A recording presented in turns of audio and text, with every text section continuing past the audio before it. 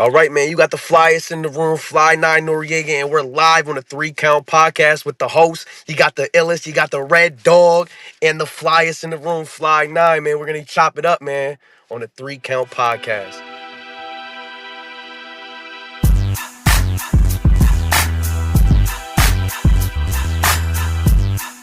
Welcome everyone to another great edition of the 3 Count Podcast presents Now Entering, and I'm your host, Clifford Red Dog Miller, the man that leads you up that mountain called wrestling. And by now, with this being season 6 and our 400 and something episode, I would just hope you say it with me. I am your Sherpa, because like your tribal chief, acknowledge me. But like every good Sherpa, you gotta have someone who's been there, done that, and can do it more efficient than you can. That's why it's never about me. It's about who's entering. So who's entering? You can find this man at NWWE, OWR, CPW, WIN, OWF, NEW, BCW, TCW. He keeps things tough. You catch him in the wrong neighborhood, in the wrong video, he keeps it rough. But this man, more importantly, is the flyest in the room. He is Fly Nah Noreaga. Go ahead, talk to him. I like that intro, cuz. Go ahead. That was ill. That was ill. Hey yo, man. No, man, I'm hyped because like we've been running into each other a couple times now at well, both actually. So at OWR and at NWWE, and I was like, bro, of course, man. I was like, finally, I came up to you and I was like, yo, we gotta have a conversation on the podcast because this should be too much fun. Yeah, man. Seeing you, because, like, when I watch the matches behind like the curtain and everything, like your music alone is what, like, hold up, who's coming out right now? And then I see it's you, and I'm like, oh yeah, that's my dog right there. That's Red Dog. So Yeah, man. Big shout outs to my boy Blizz, man, because down in Baltimore, he was the guy who put that together, and he's such a big influence, and like in this business, one thing that like we all like a lot of people will always talk about is you got to have good mentors, and Blizz has just like this eye for the game and just understands everything that like rocks in and out. So his music, his talent is goes far beyond just like his mentorship, but he's got great music, great photography, man. Like he's awesome. So I have to give a lot of shouts to him in that track that he put together for me. yeah, that's talented right there, man. I fucks with that. Yeah, I mean, hey, you trying to get someone to give you a good track to come out to, man. He'd be that dude. I know he did mine. He did another dude named Miles Hawkins out of Maryland. Post game, if you've ever seen them work. Oh, yeah. Zeta Steel. That's Mhm. and then actually when Mia Yim was at TNA, he did Mia Yim's track. So like, yeah. Okay. So Oh yeah, small world, small world. yeah, we were dropping names for my man Bliss. Yeah. See, music is like a big, like, I feel like correlation with wrestling, because like for me, whenever I post after say a show, the music has got to be like spot on with the story that I'm telling in the ring too. You know what I mean? Yeah. So like from hip hop music to the old SVR soundtracks, like the rock music. You know what I mean? Like music is definitely a big inspiration of wrestling from then to now, and I like how they're mixing it up with the newer generation of music, because I'm not really a big fan of the newer generation of music, but seeing the culture like bleed into wrestling again, it's good for the business, I feel like. Yeah. I like all you have 100% on the nose with it. I think about it, man, where like I'll be sitting down and like so just like recently we'll even talk about the NWWE show. Like I was sitting downstairs, I had my headphones on, and like the list of music that plays, like people would be thrown off because at one moment it could be something like it's a controversial artist, right? But like All the Mhm. Lights with Kanye West, and then the very next track would be something by Blue Oyster Cult, a song called like Godzilla because it's one of my favorite songs, Mm. and like people are just like, bro, like it's such two different genres, but I'm like, I don't care, man. If it's music that fucking pumps me up, like I'm about to like Yeah. I want that track to make me feel like I'm about to run through a brick wall. Like that's what I want. Like I'm gonna pull the curtain back for me. Like me at my shoe job, like I'm constantly picking things up and putting it down and having to watch angles. And so for me, that keeps me going as of late, because this is news to me, because none of my family really listens to it. Is freestyle music. Mm, I'm in the house listening to Raquel, Lil Susie. You know what I mean?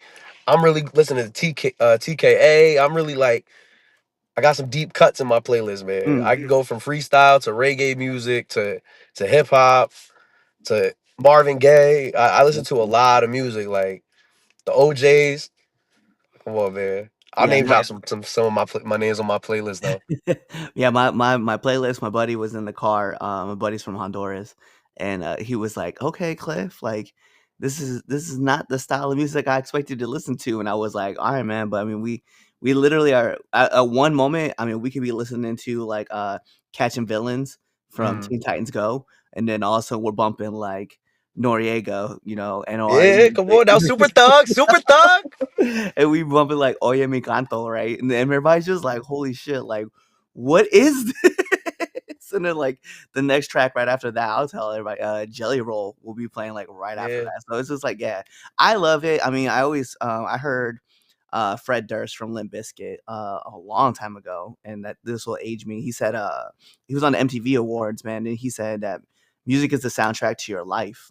And Hmm. yeah, man, I look for certain tracks, and if they like inscript on my heart, like then they stay with me forever. Like I'm not even a Nicki Minaj fan. I'll be real. Sorry, I know a lot of people out there are, but a moment for life will always be like that track that like stays on my heart because when my daughter was born, I jumped in the car. We were driving to the hospital. That was the first song I heard on the radio, and so like that will forever be like a moment to me.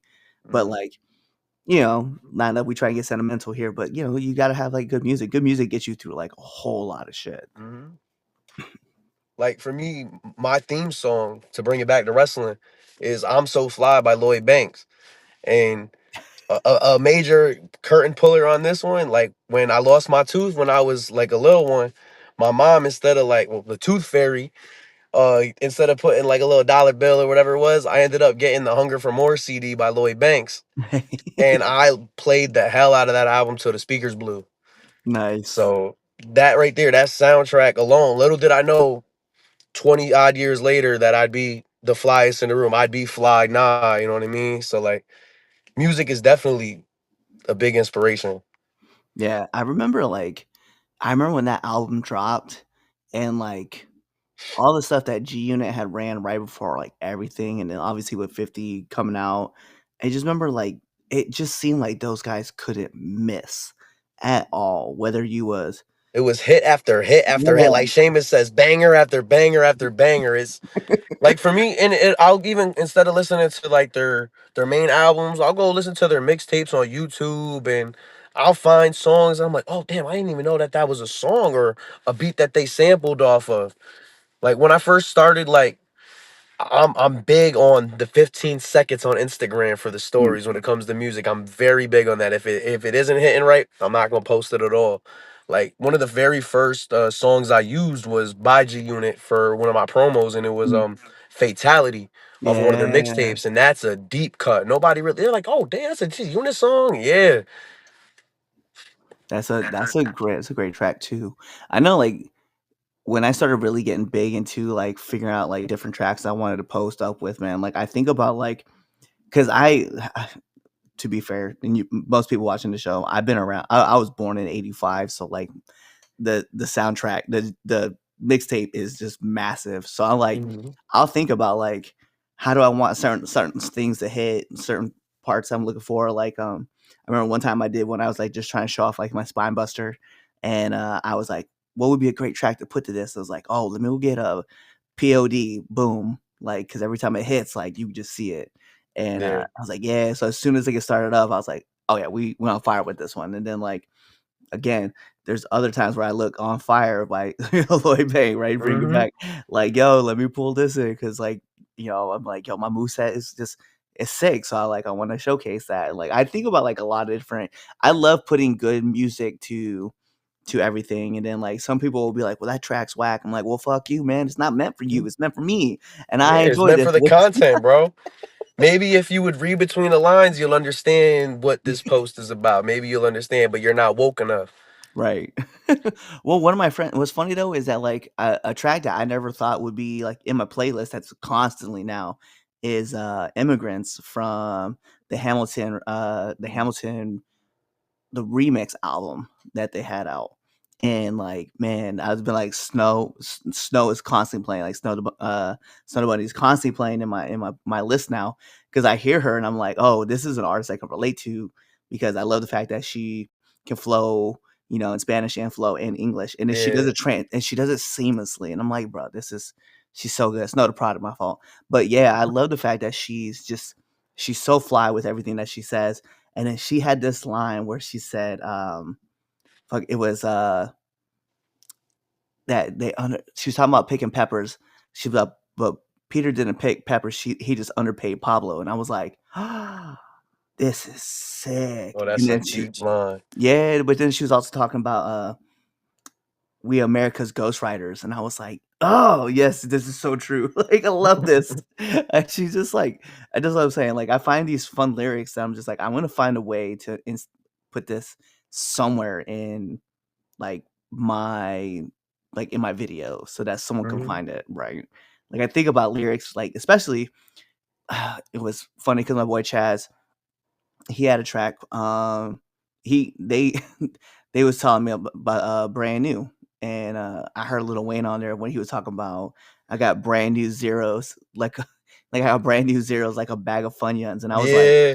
no, where the fuck does this come from? Eminem, which is crazy. Eminem said on like I think it was either Twitter or an interview, he was like, "Damn, that's a hard ass bar. How did I not think of that?" Like I that love that's it. that's a deep cut. Well, I mean, I think about those tracks too, where like I hear one line, I'm like, bro, like I don't know how you came up with that, right? Mhm. Like Big Sean is a perfect example for this, where he's like, if I lose one, I bounce back like two, three, double four, five, and I'm like, you literally just counted. I don't even think people pick that up. But then the deeper cut to it is that you're literally talking about that when Michael Jordan lost in the playoffs, he never lost back to back. And Mhm. I'm like, yo, it's a whole nother feeling that I'm just like, dog, I can't It's do this the right now. subtle innuendos on things, you know what I mean? And that's like when I'm cutting promos too, like you gotta kind of like be quick witted with things, you know what I mean? So having like hip hop and rap is like a guide in life, or like you said, the soundtrack of life, then there's certain things that you should be able to take and translate and use into wrestling and your character, you know what I mean? Maybe the way you walk, maybe it's the swag you when you wear your clothes, or you know what I mean? Just your presentation. It definitely is like a key factor. Yeah, it's funny Like 'cause first, or go ahead, my no, fault. no, no, my fault. I got into you. Yeah, go ahead. Finish up. I was like, so like with certain things too, like we were talking about Eminem and G Unit and all that, like song titles, certain things that they have used in songs and stuff like that. Like one of my finishing moves in wrestling is the curb stomp, but everybody calls it the stomp or something stupid. I'm using it as a track name called the nail in the coffin because it should be one and done. You know what I Mm, mean? mm. See, when I think about it, like when I hear Stomp, I think about Buck, T.I., and Ludacris. Yeah, oh yeah. Yeah. And those who know. Hmm. Yo, 'cause that shit, like, that was hard too. But yeah, I can understand that. Like, I like that nail in the coffin though.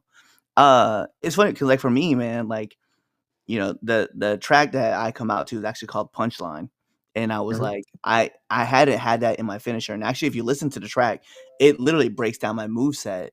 Like it'll talk about, I have this sequence that I do in a corner called the Cobra Kai, and that's what I call it. Like I legit like will hit a person with a forearm, hit him with a or hit him with a shoulder block, the forearm, and I look at them and I sweep their leg out, and then I hit them with with a diving euro, and Hmm. so I have that one, and then like my spine buster that I love to hit, it's just called the Comedy Yeehaw, which is actually an inside joke from my high school. When I was going to high school, my friends used to say it all the time, which is they don't even know where they got it from. They just heard it randomly, and then I just like started picking it up and started using it. And then my finisher, which I didn't have a name for because I was using the big ending, and I'm still using it. I don't care. Hmm. But I call it the punchline because I was like, yo, like it's supposed to like that's it.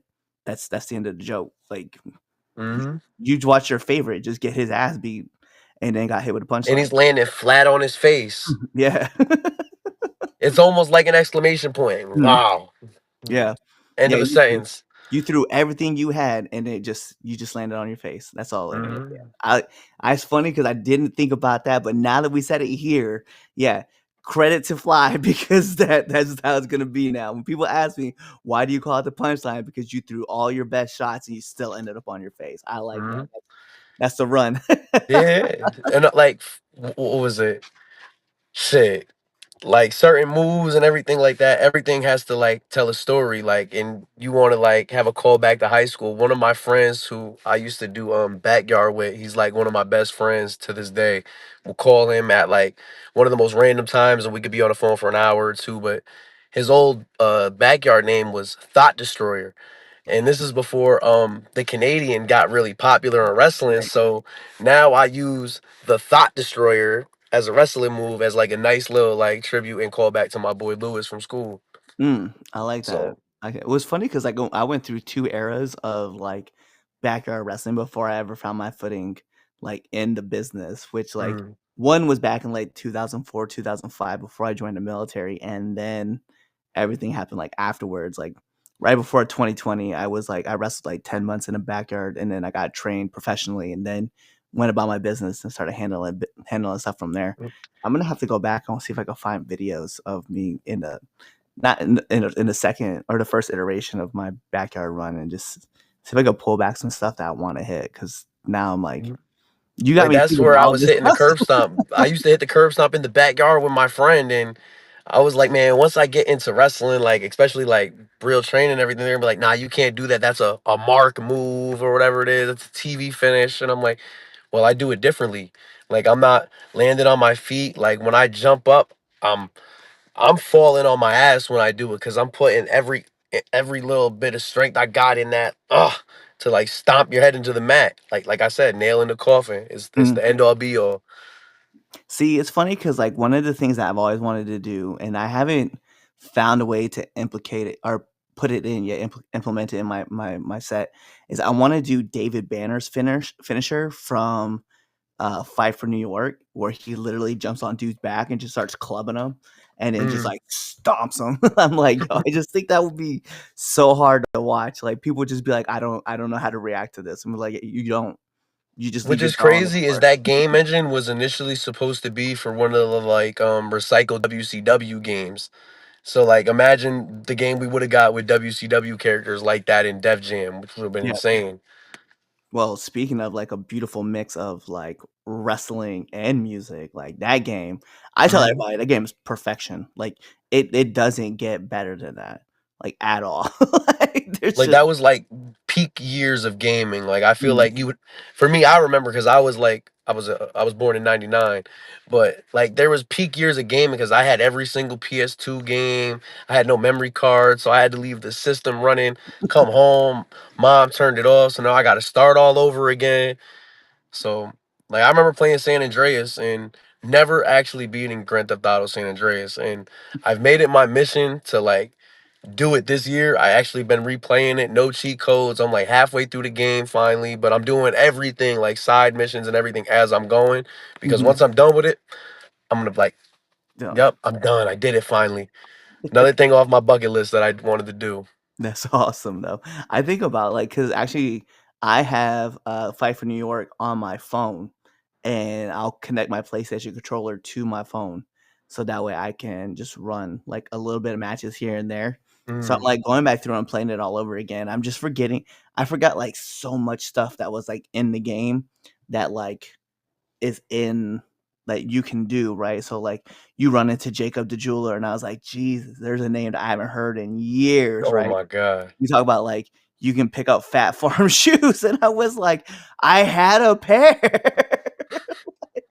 So I'm all, like, going off like, "Yo, I forgot, like, how fly this game was back in the day," and then, like, you get to learn movesets and stuff like that, so that's where I was thinking about, like, obviously here with, like, David Banner and his finisher, because I always thought that that was cool, obviously, like, you obviously can mess with like Red Band and Method Man and and Fat Joe in it. But I'm like, bro, there's so many good like little things that you can implement from that game into like just a moveset, and it just makes it look fierce.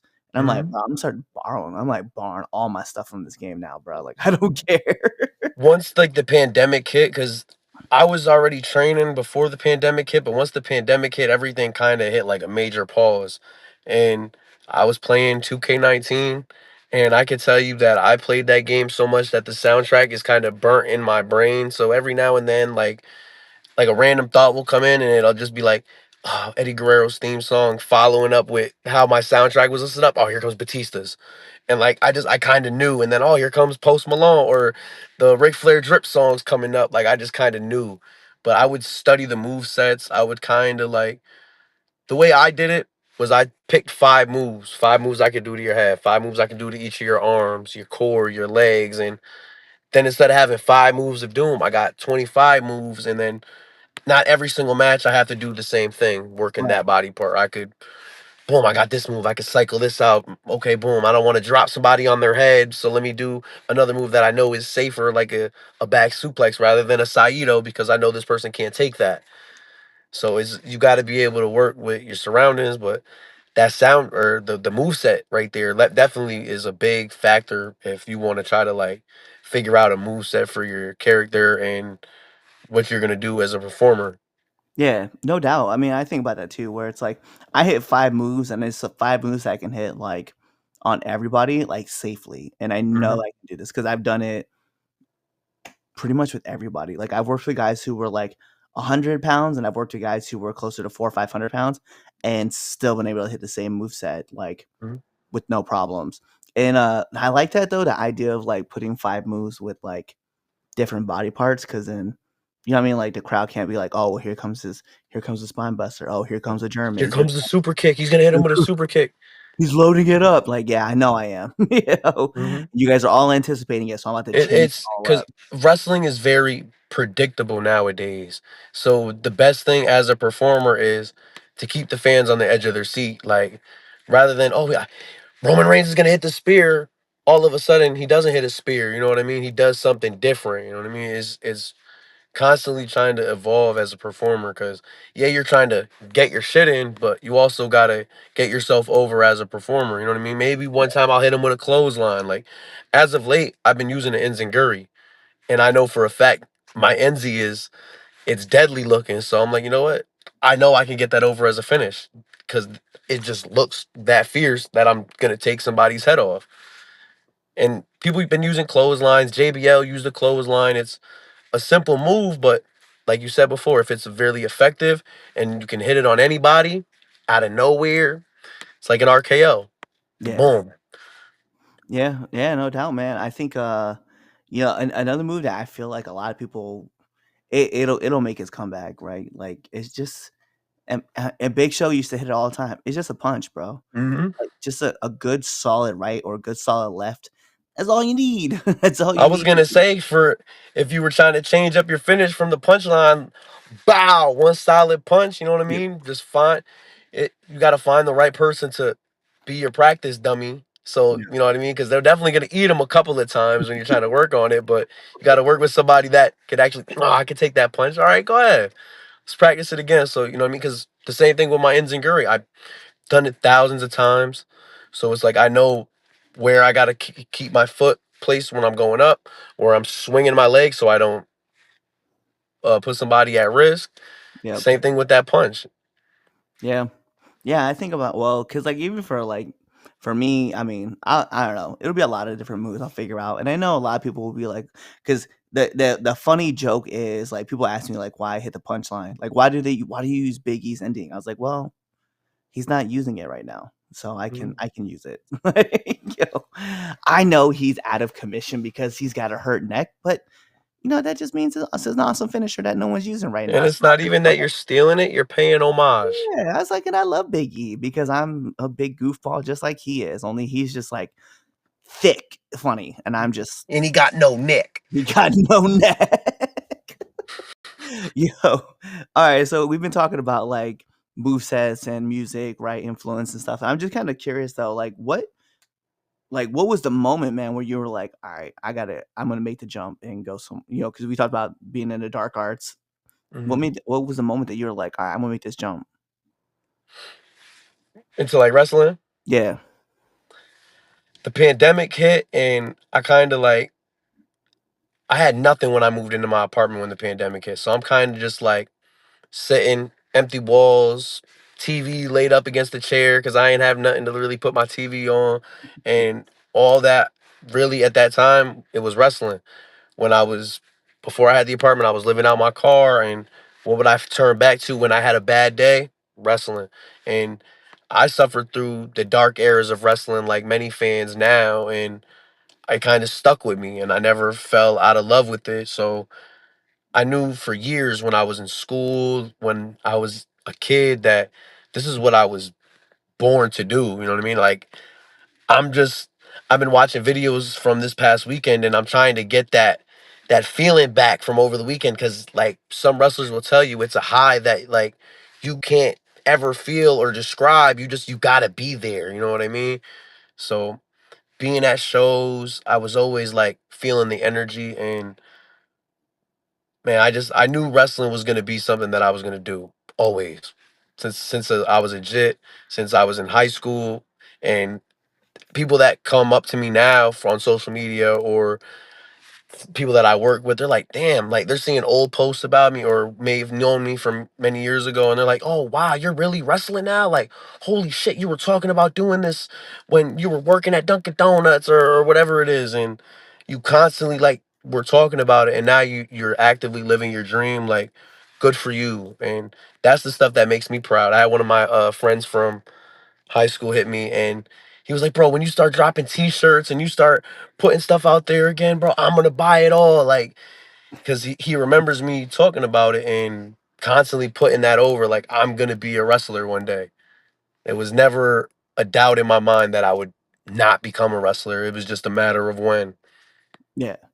I think about that, man. Like, and like, there's a lot of my friends out there who like, their dream was to go pro, right? And like football or basketball, to make it to the Olympics and track, there's just like a lot of different people who had a lot of different at dreams and stuff like that. And I've always wondered to myself, like, my dream was to be a pro wrestler. Like that's what I wanted to do. And I'm always curious as to like at what point in time did the drive stop and you decide that you wanted to trade it in for something else, right? Like, did you at some point decide like, all right, well, it's time for me to give this up and take on like a big boy or a big girl, like an adult job? Like, at what point did you sacrifice that? And I've never asked people, right? I've Mhm, always thought about it because I'm like, I think it's weird that like there's so many options of like you want to be a pro basketball player, but you didn't make it to the NBA. Well, I didn't know that Canada didn't have a pro league, or England or Lithuania, right? Or Istanbul, right? Like there's options, but mhm, you were like, nah, I'm good where I'm at. I'm like, why? You were so good. Like you could get paid to play the game that you love playing. And at some mhm. point you just sacrificed it all and you were like, nah, bro, I don't want to do it anymore. Like, There something like was a time like that where I just got out of high school. I was training when I started. I was like 15 when I started training for wrestling. I was in a foster care and they allowed me to do certain things, and once there was like funding behind that, I was like, well, I kind of want to be a pro wrestler. It's something that I've always wanted to do. Like I fell out of love with basketball, and like you said, I didn't make my high school team, and I was like, well, I'm kind of done now. I went to multiple UConn training camps, and I really just didn't have a good jump shot, but I was good on defense, getting rebounds, steals, like stopping fast breaks. But once I knew basketball was kind of like a done deal for me, that's when I was like, I want to start wrestling. And I was already doing backyard. And once I heard doing backyard was kind of forbidden, I kind of like stopped doing backyard and prioritized like working in the ring as much as I could, especially in those like prime years that I needed to learn. Because if I had learned certain things then, it wouldn't have stuck with me, and I wouldn't have the mindset that I have for the business now. So I'm glad I started when I did, and the time that I kind of had to put it on pause was I moved from Connecticut to Massachusetts with my dad, and I didn't really know my father at the time, like as much as I know him now, because I didn't really meet him till I was 16. right. So there was like a big gap of like, do I even really know you? Like, are we father and son or are we roommates? Like it was kind of weird. And I met a girl on Tinder out there at the time, and she just moved out to Mass too. So we were kind of like foreigners in foreign lands. So we kind of explored together. I was meeting a different side of my family, and I put everything on like wrestling on pause. Like I ain't stopped watching, but I definitely like I stopped like chasing the dream for a little bit, and things kind of got messy with my dad. All of a sudden, I'm in Ohio now, middle of nowhere, the boonies. Like being from Connecticut, I'm in the city. Like I'm used to hearing the train and hearing cars beeping, people arguing, police sirens, and all of a sudden I'm hearing or dead silence, crickets, and or flies buzzing. I'm like, this is just like ridiculous. And where I was like five and a half, maybe 6 hours from OVW where Mm, they were training at in Kentucky. And then in Ohio there was where Trey Miguel was running his school. It was like 4 hour drive. And I'm like, is it worth it driving 4.5 hours just to slam myself around and then drive another 4 hours back? That's 8 hours of driving total. The minimum wage out here is like $7. I'm really like, this is not it. Like, I worked odd jobs in Ohio. I worked at a slaughterhouse for like a week, and I'm like, hold up. When I signed up for this job, I didn't know y'all were gonna put me on the kill floor. I thought I was gonna be cutting meat, paws, and like packaging stuff up. No, y'all got me in here killing shit, and I was not okay with that. And once I was in there, I was like, you know what? I'm done. I'm not even collecting the check. Y'all can keep that blood money. I'm good. And like maybe it was a year and a half I was out there in Ohio, and once I knew I was done out there, I was done out there. I was working two jobs, not happy with my life. I got up to like 225 pounds, and it just like I wasn't like good weight either. I was really like heavy, and I didn't like the way I was feeling about myself. So I kind of wrapped everything up in Ohio, came back to Connecticut, and I kind of just been trying to make my dream work same time while maintaining my real life and constantly invested in my dream, because this is something that I know that I want, that if I constantly invest in now, it'll pay off later on down the line. I'm constantly, like they say in the business, you're sacrificing, you're missing birthdays, you're missing your family grow, and they're missing you grow. Like there was times where I didn't see my sister or my brother for like maybe 4 or 5 months at a time because I was training 3 days a week. In the midst yeah, of me training, I'm also working all 7 days a week. And it's not like I had my hand held in the business or I had any friends in the business, family or whatever it is, help guide me. It's I've been learning as I go. And like I said, if I fall flat on my face, it's a punchline. It's time for me to use that, get back up and take steps to reapproach this dream again, because you're going to fall flat in your face several times and you're going to fail. You're going to have to take those L's. And if you don't get back up or try to reevaluate how you took that L, then you're not going to learn. right. Right. It's one of those things where I'm like, I've been a nomad for so long. Like the longest place I lived was in Nebraska for 10 years. So when you talk about like them crickets and just like cows all day, like I was like, I know exactly where you're at. And then Hmm. yeah, for me, man, I moved from like I've lived all over the US, bro. Like California, Colorado, Texas. Shit, I lived in Panama City, Panama for 2 years. Like, back into Nebraska, Iowa, back to Texas, out to Hawaii, into Massachusetts, Georgia, Maryland. Like, yeah. So I mean, You bounce bounced. I've seen this country like in its entirety, man. But when so I understand like where you're coming from too. Like you learn like a lot of life lessons about yourself too when you're especially when you're in a place like and when you're in Ohio, right?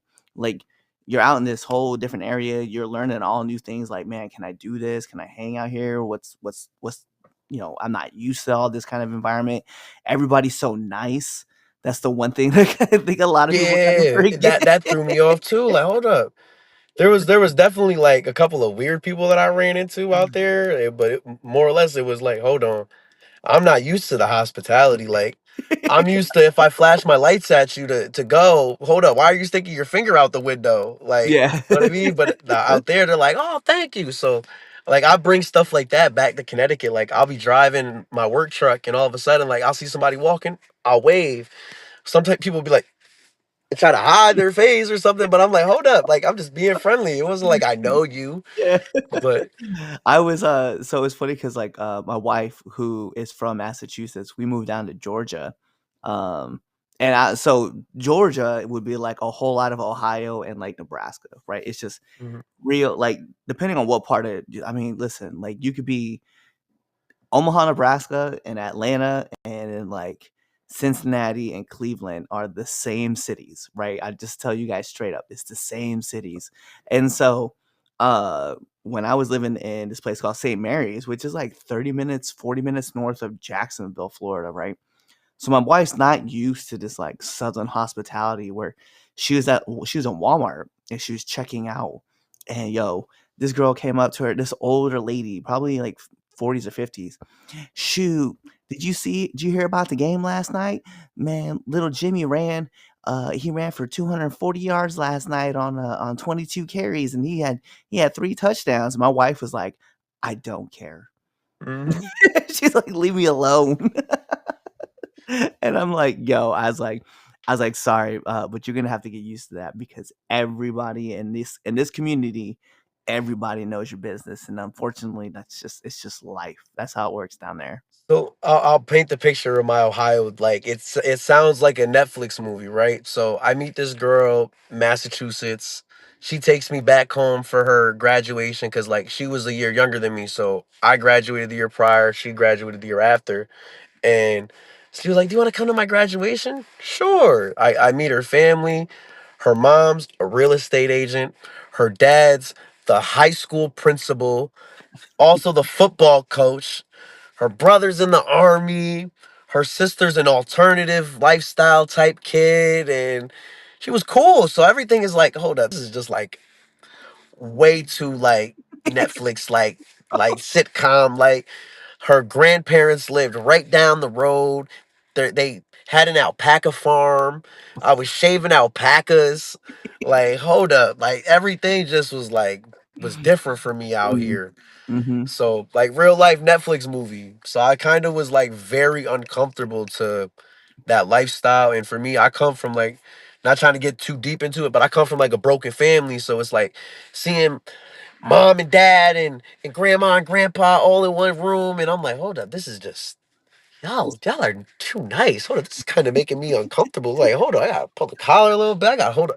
And for me, I smoke weed, so I also felt like I was hiding a part of my life from them too, because especially it wasn't as accepted right. then or even in that state, especially and now her dad's a football coach. I'm telling him, yeah, I'm an athlete, but oh, you're a wrestler. You're not a real athlete. And I'm like, well, what you mean? Like a lot of wrestlers are football players too, like ex-football players that didn't make it. The Rock, for instance, Right. ex-football player didn't make it. Like, hold on, but I mean, Brock I, Lesnar is a former UFC heavyweight champion, also a former NFL player. yeah, so it was like I told him he was. I won't say he was one of my doubters, but he was somebody that questioned my dream, and Yeah. it also helped me. Like, no, like now you know what? I am gonna do this. Like you asking me why do I want to be a wrestler? Because I said I was gonna do it.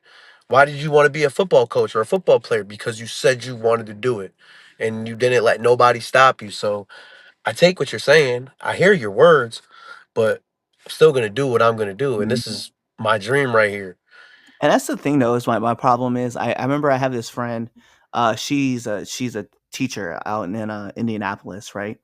And she was telling me this story about how uh, they had a career day, right? That's what that was. And you're supposed to dress up what you wanted to be when you grew up. And we're talking about like third and fourth graders, right? And this kid showed up in all cowboy gear. First of all, number one, wrong decision. But two, the teacher was like, it was a male teacher. What are you trying to be? And he's like, well, I want to be a football player. He's like, well, you should pick something more realistic. I was like, "Who the fuck are you? Like, who the fuck are Mhm, you to tell somebody like, hey, you're not gonna make it as an NFL?" That and for all I know, right, being in Indianapolis, that could have been, you know, Edwin James's kid or Marshall Falk's kid or Marvin Harrison Jr. Who mhm, knows? I don't know, but I'm just saying that like you're trying to doubt somebody. Like I was mhm. like, who are you to doubt that person, that kid? Like, and mind you, third, fourth grader. You're trying to ruin somebody's dream, and I At get least he didn't say he wants to be a transformer. dog. I mean, even if he was, yo, they might as well call, and I'll be, but see, I think that's different because like you and I, we would be the people that would be like, all right, then we're gonna just start referring to you as Optimus Tyler or Optimus Mhm, Austin, whatever your name is, we gonna call you that. Cause like I'm gonna roll with the joke. I'm gonna roll with you mhm. because I'm like, yo, he may never make it as as an Autobot, but hey, maybe he might be the one. Yeah, like, everybody's got a nickname. I feel like for me, it's not bringing it back to wrestling too. It's like if you can't like come up with a nickname for somebody, like for me, my name, I never wanted to use my name. Yeah. So like now it's kind of weird when I hear people call me Fly or say I get really close with somebody and then they say my full on government name and I'm like, hold on, wait a second. Who are you, bro? Who sent you here, bro? Like, chill. It's fly or nigh, man. And if we're really close, then you could call me my real name. But Right. until then, yo, hold on, chill. Are you my mother? Nah, all right then. Take that one back. You and I in the same boat because I tell everybody, I was like, "Yo, if you learn my full name and you use my full name, I will hit you with a warning. Hey, listen, that's your one. You do it again, I'm gonna smack you across the face." And I only say that out of love because the moment that you call me by my full government name and you are not one of two women in my life, right? My mom and my wife. If you are not one of those two women, you're not allowed to call me by my full name. Yeah. I will deliver hands to the mouth like just quick. Like, yo, I hate it. I hate when like just because listen, it's no secret, but the name Red Dog is because my first name is Clifford. Like, let's Mhm. be A real. and I ain't gonna hold you if with somebody with common sense could put two and two together. Like, I literally was telling my girl that before I got on the live. I'm like, "Yeah, I'm going on the podcast on my boy Clifford." And she's like, "Oh, like the big red dog." I'm like, "Yeah, that's his wrestling name, Red Dog." She's like, "What?" And I'm like, "Yeah." She's in the business too, but like, sometimes like certain people don't notice certain things. Like she's from the New York scene. And so Yeah, like now she's bleeding into the Connecticut and I'm getting her into the Massachusetts like scenery, but it's like sometimes you don't know things until like boom, it just hits you. You know what I yeah. mean? Well, like even that nickname, right? So it started off me getting bullied all through like elementary and high school, but that nickname has ran with me through everything. Like when people are like, "Well, what's your name gonna be?" I'm like, "Bro, it's Red Dog." Like there's no difference.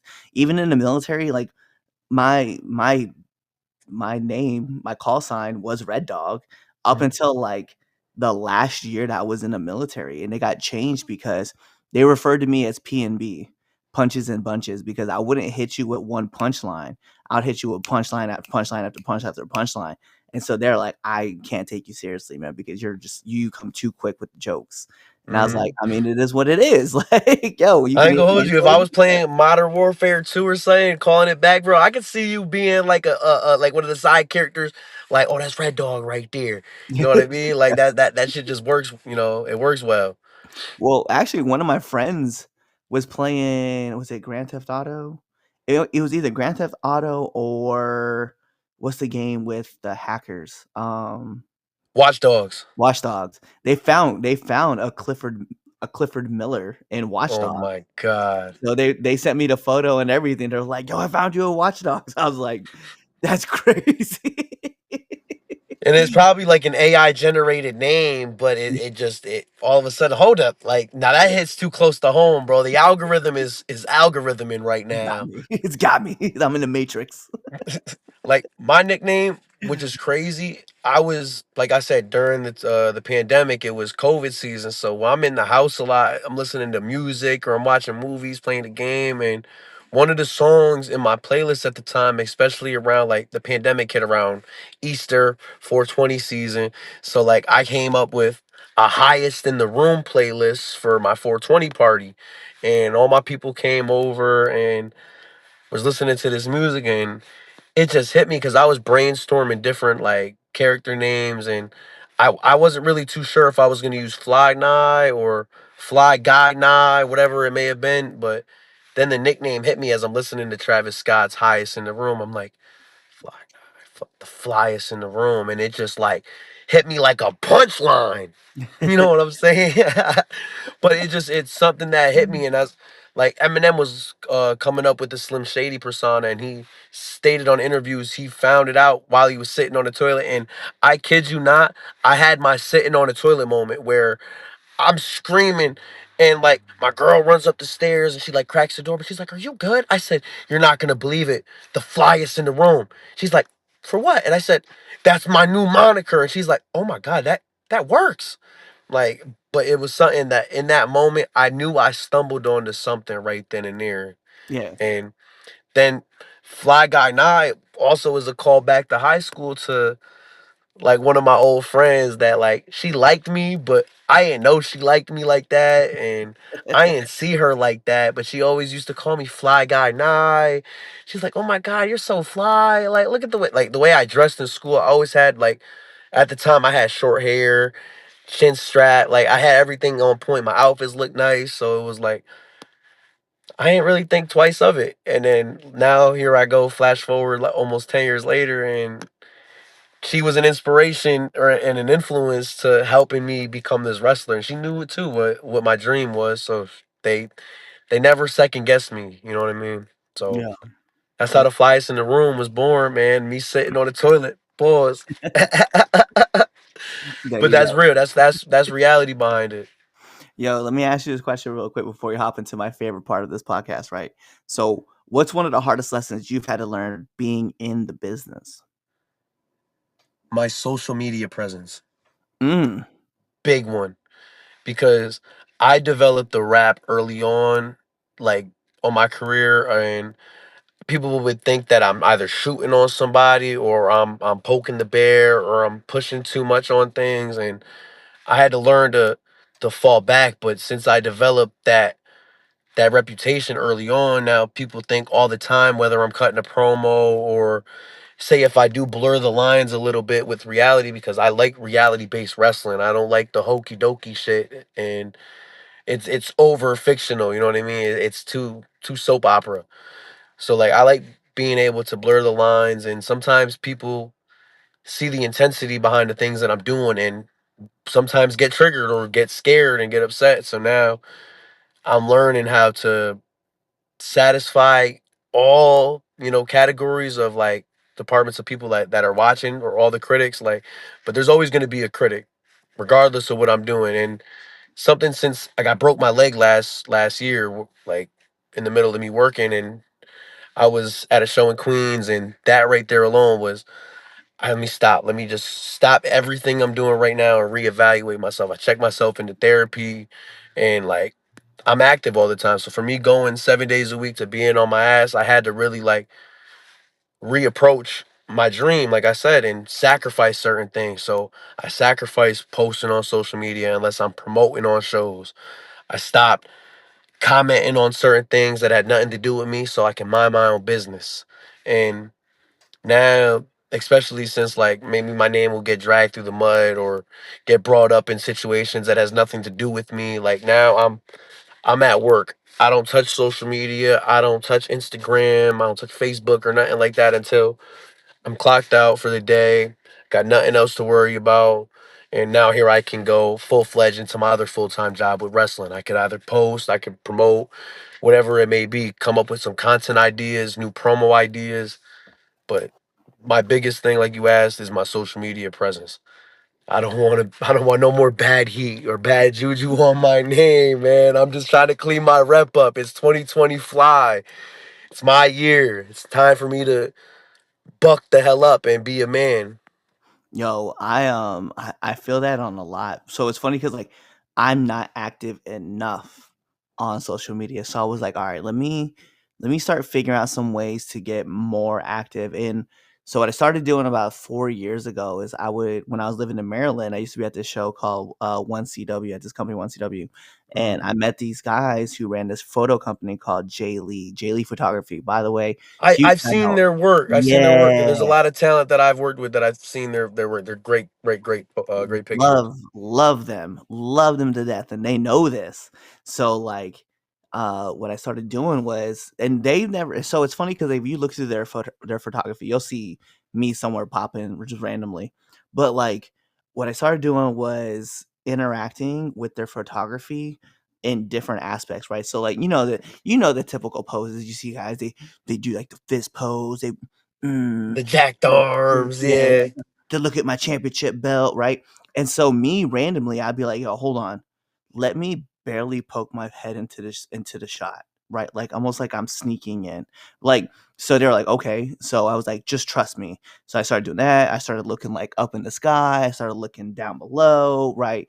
And I started like giving like weird faces. And they're like, I don't understand what we're doing. I was like, don't worry.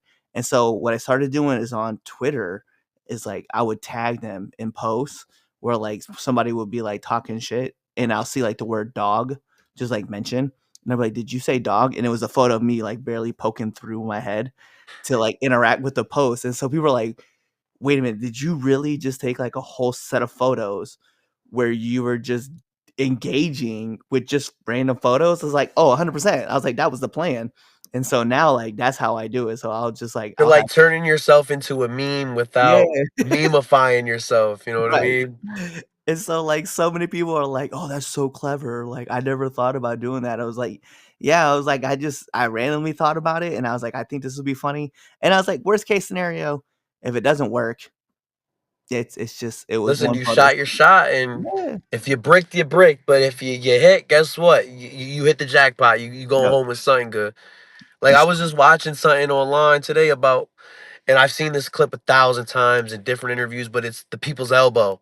It was something that he tried once, it got over, and that he's constantly doing it, and it evolved into what it is today. Like certain things, you never know if it's something that's going to be good for you unless you try it. yeah. Like Well, I tried different things in the ring. I tried different days. Every other day is a different goal or a different opportunity for you to try to like be great. So every day I wake up, I'm trying to reapproach life differently instead of like going at it the same way. I'll go a different way to work, or maybe I'll stop at a different coffee shop today and try something new. I'll just mm, shoot my shot. Like the yeah, way me and my girl got together, I was just sitting there one day and I'm like, you know what? You miss all the shots that you don't take. So I shot my shot, and now here I am in the evolution stage of my rebuild, and I'm happy as one can be right now with my personal life, my shoot life, my wrestling life, my relationships with people now are like it's either you with me or you're against me. And the people that I have with me right now that want to see me win, I'm blessed to have them by my side. So it's real. You know what I yeah. mean? Well, like I had a mentor of mine, O'Shea Edwards, and I've talked about this on the show like a bunch of times, but I love doing it.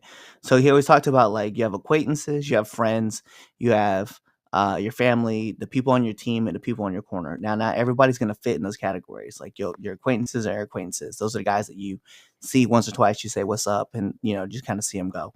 But you get all the way down to the guys that are in your corner. Now, that's the people. Those are your ride or dies. Like those are the ones Mhm. that like they'll tell you the things that you need to hear and they'll tell you the things that you should hear, right? So like let's say like I post up a promo and they come back to me and they're like, yo, that promo was hot ass. Shoot it all over again, but do this, this, and this, right? So like they're not coming in to degrade your shit, but they come in there to tell you like, hey man, this was bad. This is how I would have done it. See if we can kind of blend something together and come up with something new. And I really heavily rely on those guys. My three brothers that are running down in Baltimore right now, like they are the guys I go to for everything. Actually, it's my four brothers because Mhm. sorry, Damien. Listen, that was Uh, a good movie, man. That's a classic. Four brothers. yeah, Four.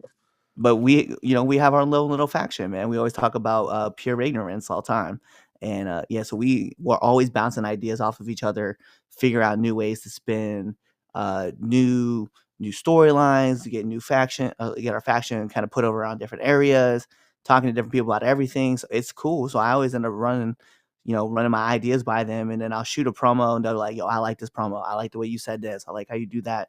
Like, keep that. Take this out, right?"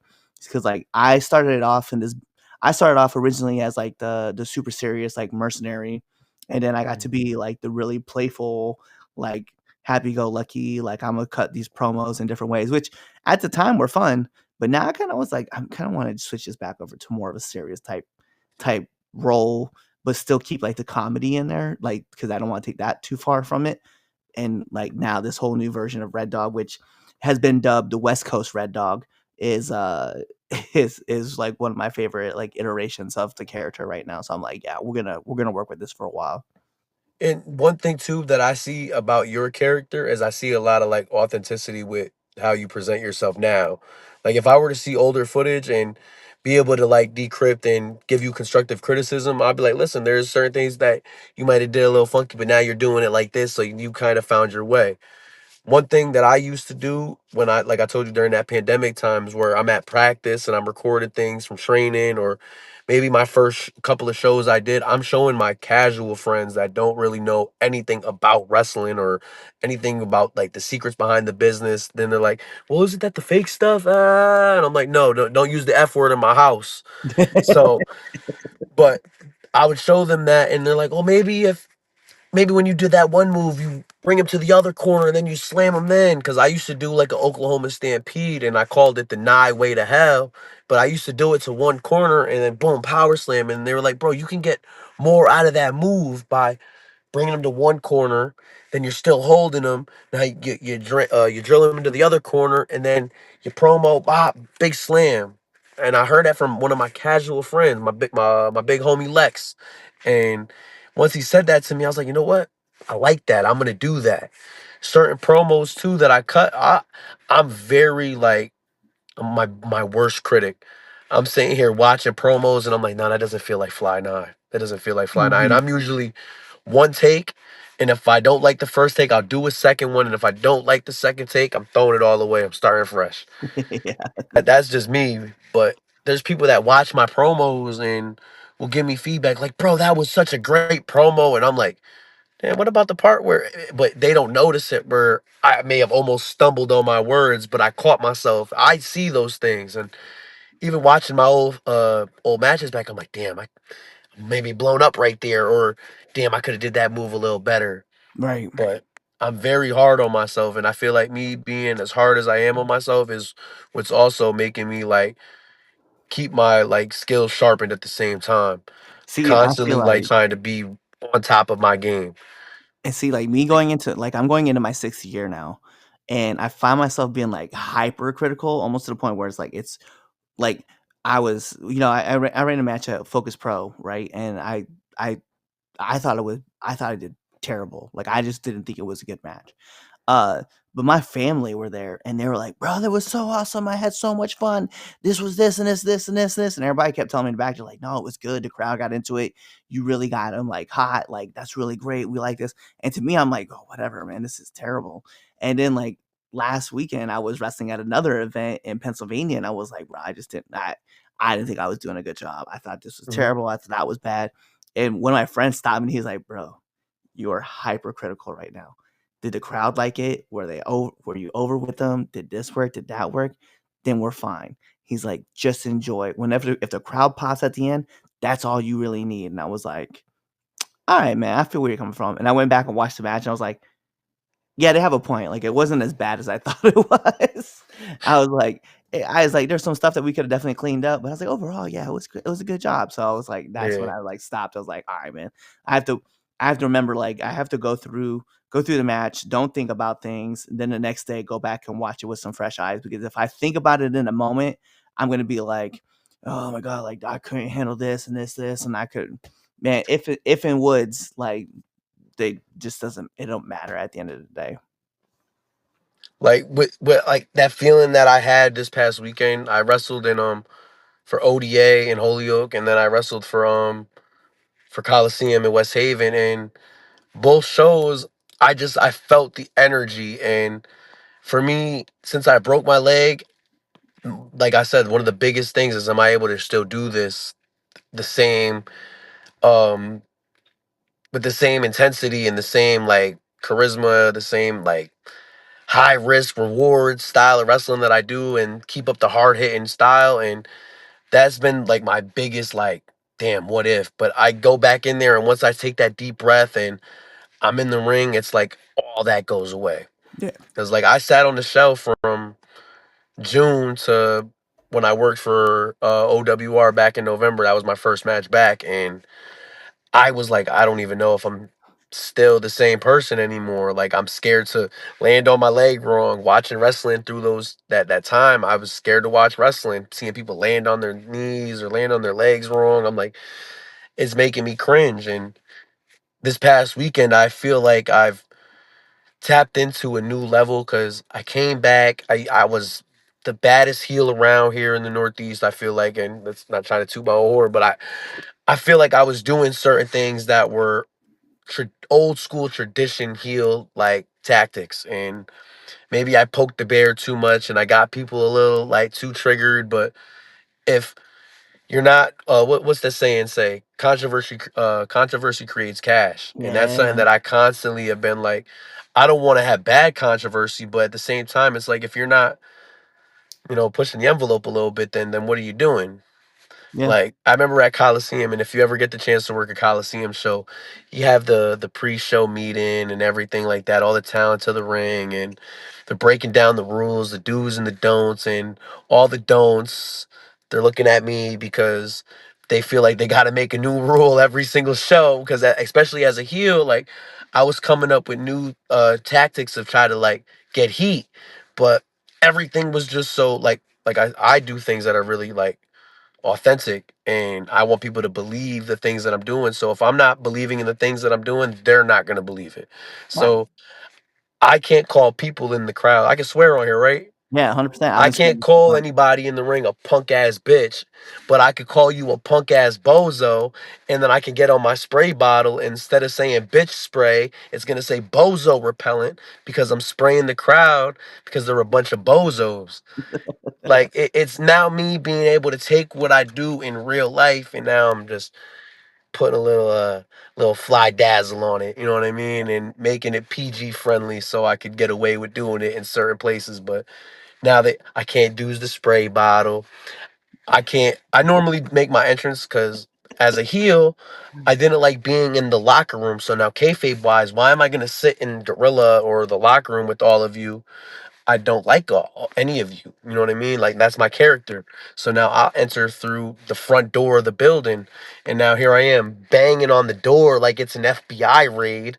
Boom, boom, boom, boom. Because I come right out to when the "I'm so fly" hits. Like I'm so fly, and then boom, boom, boom. I'm out right there. It's my cue. Once I hear it, I already know what I'm doing, and I hit the pose, hit the spray, blah blah blah, and now it's nah, you gotta chill. You're doing too much. You gotta chill.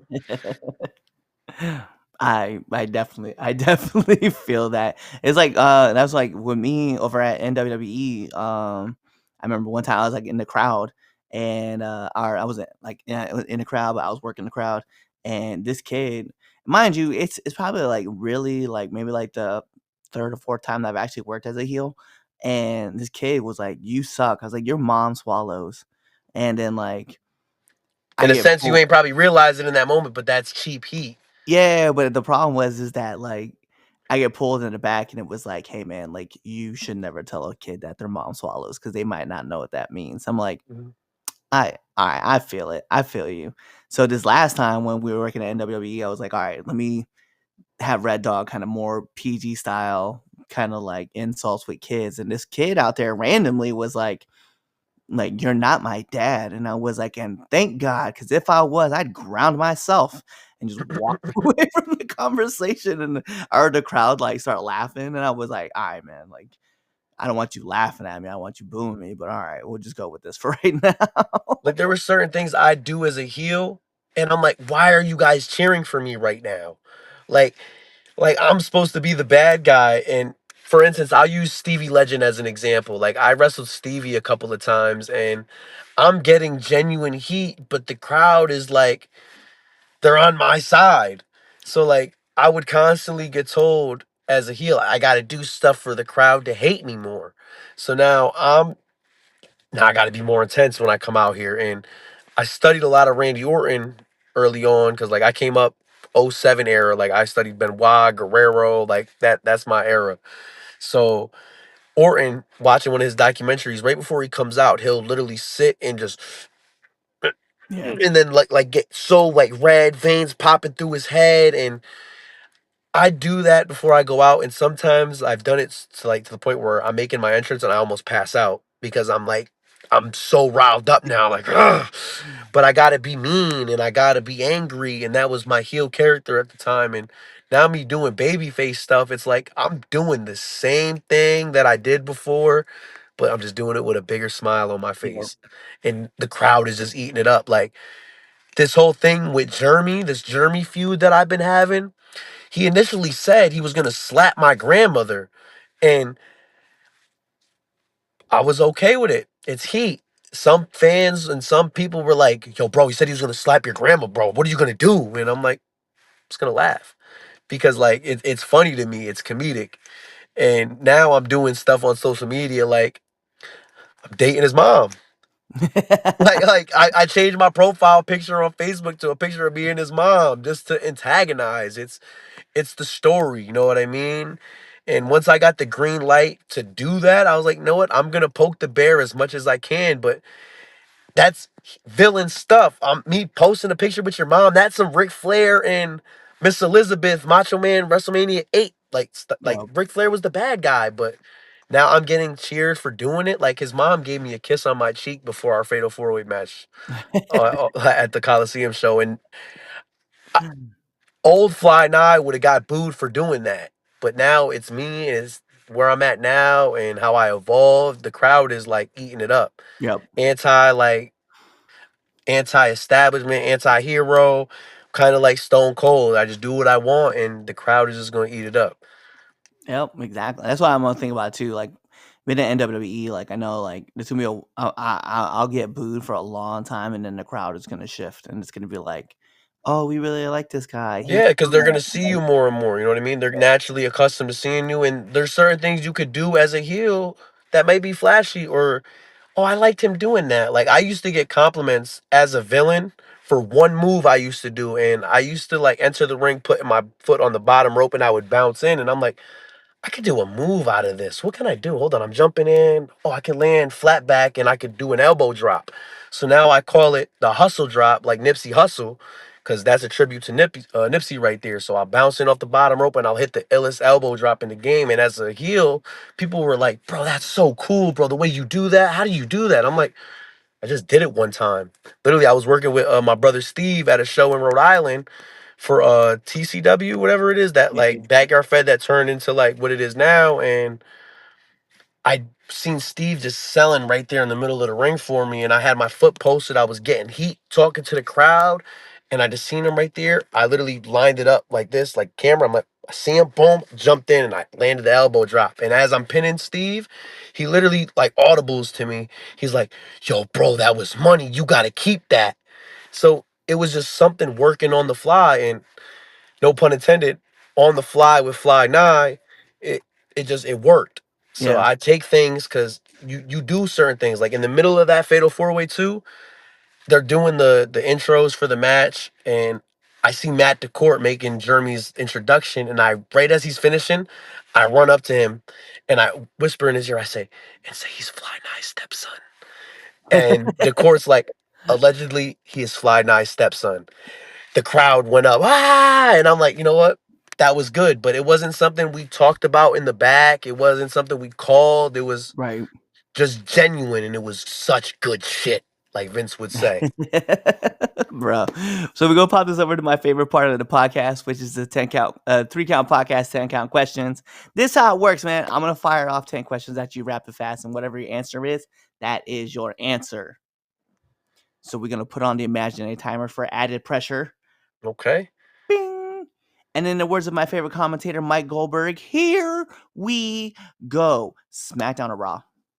SmackDown. Favorite movie? Oh, national security. Let's go. I like that. Marvel or DC? Marvel. Favorite cartoon? Oh, this is a deep cut. This is a deep cut. Foster's Home of Imaginary Friends. Yeah. That's a It's good been a one. long time for me with that one. Waffles or pancakes? My great grandma makes the best pancakes, so I gotta go with pancakes. I like it. Favorite TV show? Oh man, I just started watching Dexter and I wish I watched it sooner because I literally am in love with the show. Well, because the remake or the Yeah, I'm watching it all now. yeah, I just started from like literally like I'll find a show in the beginning of the year. Boom, I'm stuck on it. like it. I like it. Apple or Android? Ooh, I'm an Apple guy all the way. I like it. Favorite podcast? Three Count Podcast. That's right, baby. Nominate one person you want to see on this podcast.